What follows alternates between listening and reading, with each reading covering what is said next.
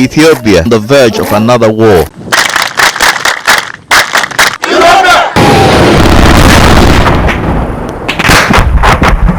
Now, old enemies have made new alliances.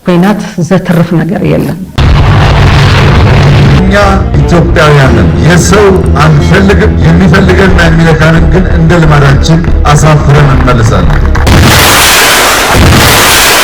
ናውዚ ዝመጻናሉ ዋና ምክንያት ኣብ ትግራይ ውሽጢ ዘሎ ስርዓት ወይ ከዓ ምሳና ንቃለሶ ነበርና ቀዳዚ እቲ ስርዓት ናይ ሓደ ጉጅለ ነበር ናይ ኩሉ ህዝቢ ትግራይ ዘይኮነ General TPLF Gosh Gabre jedhamu ajajaa hidhattoota Tigraay armii 15ffaa duraanii kan ture dhiyeenya kana wayyaanee yookaan TPLF'n butame mana hidhaa galee mana hidhaatii baheera. General Kabbadeef qaaduu ajajaa hidhattoota TPLF armii 22ffaa duraanii yeroo dhiyoo kana ajajaa waraanaa fudhachuu diduu isaatiin hojiirraa dhorkamee fi General Nugusee Walda Gabriel maqaa Masoo Wallaggaa jedhamuun waamamu ajajaa humna addaa Tigraay kan turan karaa nagaa hidhattoota nageenyaa Tigraay jedhamuun warra of waamanitti harka kennachuun ibsame.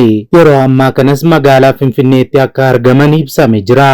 Jeneraalonni TPLF ergama wayyaanee fi Shaabiyaa hin fudhannu biyya keenya irrattis lola hin bannu jedhanii jootaaf mana hidhaatti dhiibbaan irra gahaa turan karaa nagaa humna nageenyaa Tigraayitti makamaniiru. Humna nageenyaa Tigraay qaamni jedhamu TPLF irraa cabuudhaan TPLF guutummaa Tigraay akka gadhiisu fi paarticha akka caccabuuf kan mormanii fi naannoo gammoojjii Affaarii fi Tigraay keessa kan socho'anidha. hidhattoonni humna nageenyaa Tigraay jedhanii of waaman Jeneraal Gabre Egziyaabeerin leenji'an hoggansa TPLF jibbanii uummanni Tigraay nagaatti jiraachuu fi waraana irraa bilisa ta'uu qaba. Kanaafis TPLF buqqisuu qabna jechuun garee Dabratsiyoon irraa cabanii warra bosona seenanidha.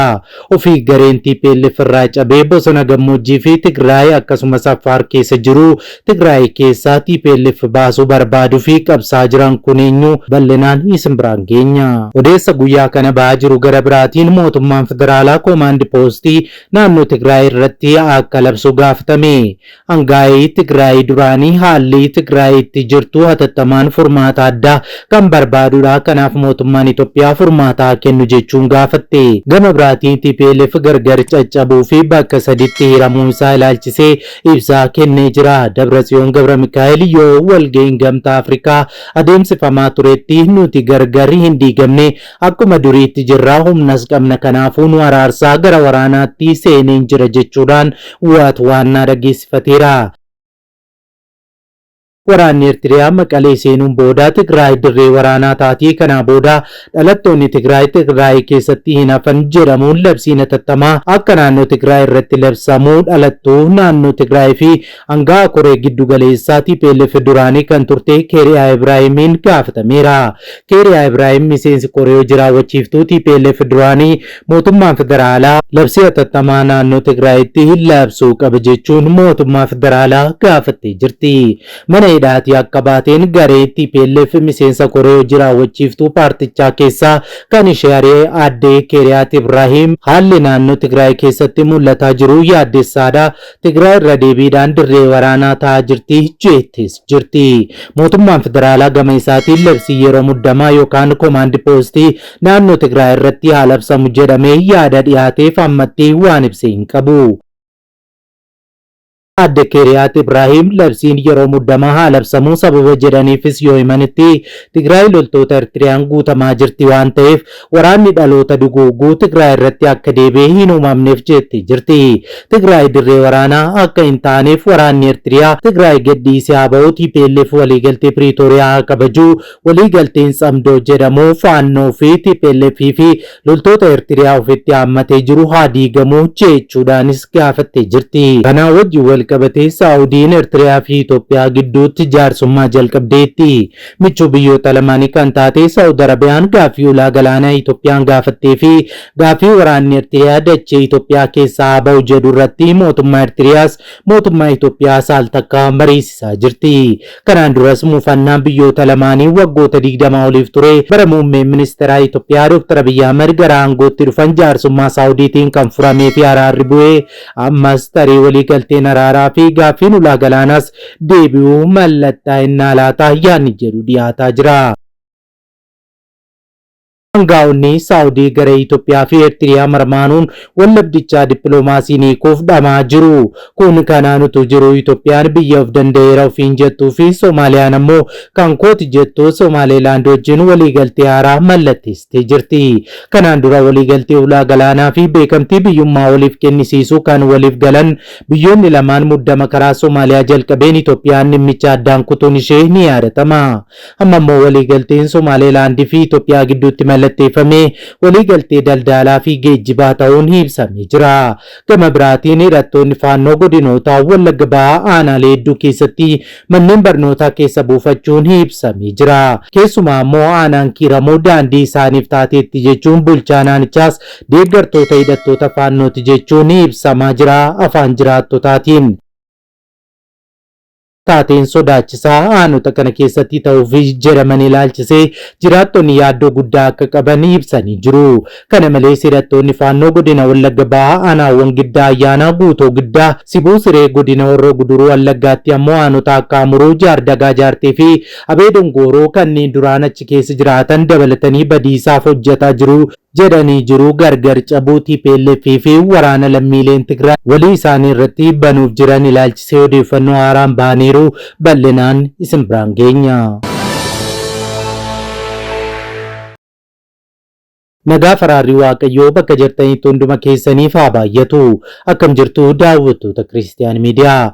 Qophii wayitaawaa yeroo kanaaf isiniif qindeeffannee isin biraan ga'uuf qabannee dhiyaanneerra hamma xumura qophii keenyaatti nu wajjin turaan affeerraa keenya. Yeroo jalqabaaf gara chaanaalii keenyaatti kan dabalamtan subscribe gochuun mallattoo beelii sana fuulduratti isinii dhufan ala tokko tokkoon ol kan jettu rakkaadhaa laayik sheer godhaa yaada keessan saanduqa yaadaa keessatti nuu qoodaa kallattiin gara qophii keenyaatti wal wajjin haa dabarru. Video kana like gochuudhaan jalqabaa. Biiroon dhimma nageenyaa Tigraay hidhattoonni TPLF'n falmanii fi hidhattoota lafa bilisaa yookaan humna nageenyaa Tigraay jedhaman humnoota TPLF irratti haleellaa raawwachuu beeksise. Waajjirichi ibsa baaseen haleellaa bakka Milaazaat jedhamutti humnoota Tigraay irratti banameen namni tokko ajjeefameera jedhaniiru. Walitti bu'insa mudate kanaan miseensi humna TPLF ajjeefame Daayik Indiyaa nama jedhamu akka ta'e simee jira. TPLF naannoo daangaa Tigraay fi Affaar keessaa akka socho'an kan himamu hidhattoonni lafa bilisaa jechuun of waaman kanneen humnoota TPLF garee Dabratsiyoon Gabra Mikaa'eliin hoogganaman irraa kan fooxxoqanii ba'anidha. Hidhattoonni kunneen garee TPLF Dr. Dabratsiyoon Gabra Mikaa'eliin durfamuu fi ajajoota waraanaa TPLF aangoorraa buusuuf jecha gara naannoo Affaar galuun hidhachuun socho'aa jiru. Humnoonni kunneen dhiyeenya humna nagaa Tigraay jechuun kan of waaman yommuu ta'u, gareen kun karaa kibba bahaa Tigraay humnoota nageenyaa naannoo Tigraay wajjin walitti bu'aniiru. Ibsi kaleessa bahee maqaa lafa bilisaa jedhuun uummata dogoggorsaa kan jiran deeggarsa maallaqaa qaama alaa irraa argatu jechuun TPLF himateera. Gareen kun paartii Simrat jedhamuun kan gaggeeffamuu fi dhalattoota Tigraay walitti buusuuf hojjetamaa jira jedhanis jiru. Paartiin Simrat jedhamu pireezidaantii yeroo fi naannoo Tigraay kan turanii fi amma dhimmoota bahaa Afrikaa irratti gorsaa muummee ministeeraa kan ta'an obbo Geetaachoo Raddaan durfama. Kana irraa ka'uunis obbo Geetaachoo Raddaa fuula feesbuukii isaa irratti biiroon kun jiraachuu Tigraay balaa irra kan buusudha jedhanii maqa balleessiin beericha himataniiru. Obbo Geetaachoon himata biiroon nageenyaa Tigraay garee hidhate kanaa kan gaggeessu paartii Simratidha jedhaniif deebii yoo kennan Simrat maallaqaa fi humna hidhate hin qabus jedhaniiru. Biiroon nageenyaa fi tasgabbii Tigraay ibsa baaseen ajjeechaa sukkanneessaa torban darbe keessaa Allamaataatti maatii tokko irratti raawwatameen humnoonni nageenyaa mootummaa federaalaa itti gaafatamoodha jechuun himateera. Beerichi naannichatti humnootiin nageenyaa garaagaraa jiraatan illeen magaalli Allamaataa komaandi poostii jala waan jirtu raayyaan ittisaa federaalaa fi poolisiin federaalaa naannicha bulchuuf itti gaafatamummaa fudhatu jedhee jira. Magaalaa Allamaataatti abbaa qabeenyaa Salamoon Ayyaaloo nama jedhamu irratti haleellaa raawwatameen lubbuun ijoollee isaa lamaa yoo darbu miseensota maatii kaan ammoo miidhaan qaamaa cimaan irra ga'eera. Kantiibaan magaalaa Allamaataa obbo Zinaabuu Dastaa taatee kana ilaalchisee BBC'tti akka himanitti taateen kun kan jalqabaa akka hin taane kaasuun namoonni hidhatan magaalicha irra deddeebiidhaan namoota ukkaamsaa fi ajjeechaa raawwataa turuu ibsaniiru. guyyaa sanatti hidhattoonni dallaa mana jireenyaa obbo Salamoon Ayyaalaw halkan keessaa sa'aatii 7tti cabsanii seenuudhaan rasaasaa fi boombiidhaan haleellaa tasaa raawwataniiru jechuun kantiibichi himaniiru. Haa ta'u malee humnooti nageenyaa magaalichaa waan humna isaaniitti ol ta'eef daqiiqaa 30f waan ta'uuf walitti dhukaasaa turuus ibsaniiru. Biiroon nageenyaaf tasgabbii naannichaa ibsa toora feesbuukii isaa irratti baaseen godinaalee kibba Tigraay fi bahaatti jeequmsaa fi mormiin uummataa ka'uu kaasuudhaan qorataa jiraachuu ibseera. Pirezidantiin bulchiinsa yeroo Tigraay Leetinaant Jeneraal Taaddasee Warradaa torban darbe keessa ergaa naannichatti jijjiiramni hoogganaa taasifamuu labsaniin booda iddoowwan naannichaa garaagaraa keessatti mormiin uummataa taasifameera. Mormiin kun gara iddoowwan biraattis babal'ataa kan jiru yoo ta'u hiriirtonnis jijjiirama bulchiinsaa hidhannoon gaggeeffame balaaleffachuun dhaadannoo TPLFif hin bitamnu jedhu agarsiisaa jiru. Kun kanaan ta'ee otoo jiruu Ertiriyaan loltoonni ishee akka daangaa Itoophiyaa keessaa baaftuuf gaaffii mootummaan Itoophiyaa dhiyeesseef deebii kennite. Ertiriyaan deebii kennite kanaan atakaroo biraa keessa seenuun dubbii ammeessuun barbaadu jechuun gaaffii Itoophiyaan dhiyeessite fudhatama dhabsiiftee jirti. Mootummaan Ertiriyaa deebii kenne kanaan himannaan Itoophiyaan loltoonni Ertiriyaa daangaa koo keessa jiru jedhee sobaa fi dhugaarraa kan fagaate jechuun xalayaa Itoophiyaan ittiin gaaffii dhiyeessite akka dhiyaatee fi qabiyyeen isaa kan nama ajaa'ibu akka ta'e ibsee jira. Mootummaan Itoophiyaa karaa xalayaa ministeera dhimma alaa biyyattii barreesseen loltoonni Ertiriyaa daangaa Itoophiyaa keessaa akka ba'an akeekkachiiseera. Xalayaan ministeera dhimma alaa Itoophiyaan barreeffamee fi mallattoo ministeera dhimma alaa Geediyoon Ximootiyoos ofirraa qabu Ertiriyaan loltoota ishee Itoophiyaa keessa tursiisuun kan dubbii ammeessu ta'uu ibsee jira. Xalayaa gurraandhala 7/2026 akka barreeffamee ibsame kanarratti humnoonni Ertiriyaa erga karaa daangaa waloo keenyaan lafa keenyatti ce'anii qubatanii turaniiru jedhameera. Mootummaan Ertiriyaa hidhattoota adda addaa Itoophiyaa keessa socho'an tumsaa tureera, tumsaas jira jechuunis himatee jira. Sarbamni daangaa fi birmadummaa biyya keenyaa kun akka dhaabbatu haalonni akka sirratan waamicha dhiyeessaa turreerra, garuu Ertiriyaan waamicha kanaaf bakka hin kennine jedha. Xalayaan kun ministeerri odeeffannoo Ertiriyaa ergaa xalayaan kun ba'ee booda deebii kenneen qabiyyeen xalayaa kanaa himannaa sobaa bu'uura hin qabnee fi arbeeffamee haala nama ajaa'ibsiisuun kan barreeffamedha jedhees jira. Ministeerri odeeffannoo Ertiriyaa xalayaan kun yoo ilaalan qabiyyeensaa bareedaa fi waan waliigalaa waan qabate fakkaata. Haa ta'u malee haala nama gaddisiisuun himannaa fudhatama hin qabnee fi Ertiriyaa irratti dhiyeesses jedheera. Inumaa xalayaan kun duula jibbinsaa fi balaaleffannaa waggoota lamaan darban Ertiriyaa irratti gaggeeffamaa ture keessaa tokko akka ta'etti fudhannas jedhee jira ministeerri odeeffannoo Ertiriyaa. Ministeerri odeeffannoo Ertiriyaa obbo Yamaanee Gabramasqal mootummaan Ertiriyaa atakaroo kan biraa keessa seenuun rakkoo jiru daran ammeessuuf fedhii fi karoora hin qabus jedhaniiru. Akka xalayaan Itoophiyaan Ertiriyaa barreessite ibsutti guyyoota dhiyoo taateewwan mudataa jiran immoo Ertiriyaan dubbii qabbanee suuraa dubbii ammeessuu filachuu ishee mul'isas jedhaniiru. Loltoonni Ertiriyaa karaa kaaba bahaa Itoophiyaa seenuun kallattii kaaba lixaan immoo Itoophiyaa faana shaakallii fi leenjii waraanaa geggeessuun himatee xalayaan ministeera dhimma alaa Itoophiyaa kun. Gochi Ertiriyaa kun dubbii kakaasuu qofaa osoo hin taane weerara kallattiin raawwatamaa jirudha jechuunis himata. Gocha fudhatama hin qabne kana hambisuuf mootummaan Ertiriyaa loltoota hatattamaan akka daangaa Itoophiyaa keessaa baasuu fi deeggarsa hidhattootaaf taasisu kamiyyuu akka dhaabu gaafatees jira. Xalayaan Itoophiyaa kun seenaa hariiroo biyyoota lameenii walakkaa jaarraaf waraanaan kan wal qabatu ta'uun rakkoo waggootaaf hundee jabeeffate kanas marii fi marabbaadhaan furuun akka danda'amu kaasee jira. Mootummaan Itoophiyaa akka walabummaan daangaa fi birmadummaa biyya isaa kabajamuuf gaafii gaafateef yoo deebii sirrii ta'e argatee dhimmoota dantaa biyyootaa lamaan ta'an hundarratti mari'atee walii galuuf qophii ta'uus ibsee jira. Xalayaa isaa kanaan biyyoonni lameen yeroo waraanni kaaba biyyattii Tigraayitti gaggeeffamutti wal tumsaa turanii amma wal himachuu cimsaniiru. Ministeerri muummee Itoophiyaa Dr. Abiyyi Ahmed kora paarlaamaa biyyattii gurraandhala 3/2026 ta'ame irratti wayitaa haasawaa taasisan loltoonni Ertiriyaa naannoo Tigraay keessatti dhiittaa mirga namummaa raawwachuu himaniiru. hariiroon Itoophiyaa fi Ertiriyaa sababa Itoophiyaan ulaa galaanaa gaafatteef osoo hin taane yeroo waraanaa waan adeemaa tureen rakkoo seenuu dubbataniiru. Waraanni Ertiriyaa Tigraay keessatti badiiwwan raawwataa ture mormuun irra deddeebiin jilaa gara Asmaraatti erguu dubbatan Dr. Abiy.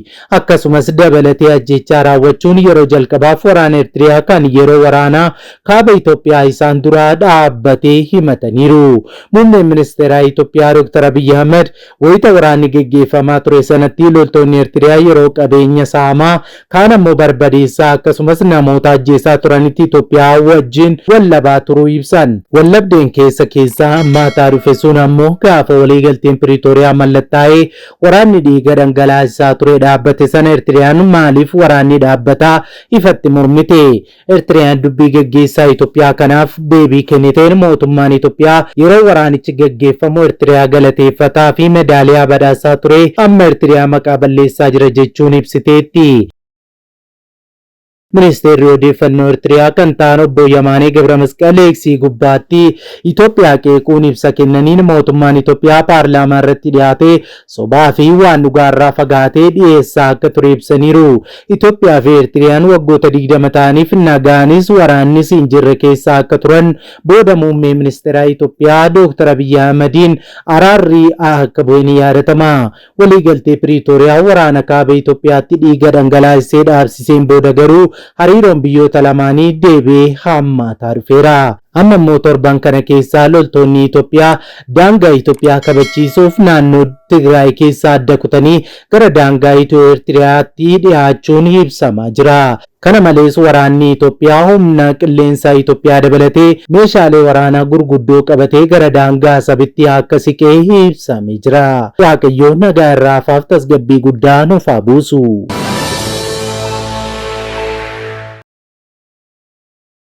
Egaan daawwattoota Kiristiyaan Miidiyaa qophiin wayitaawwan yeroo kanaaf siniif qindeeffanne kanneen hanga ammaatti daawwattanidha.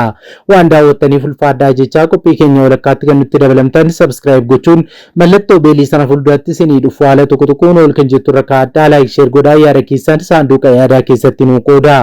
Saatotaan booda odeeffannoo wayitaawaaf ammee arganneen qabannee hanga walitti deebinutti turtii gaarii siniif haa ta'u nagaan tura.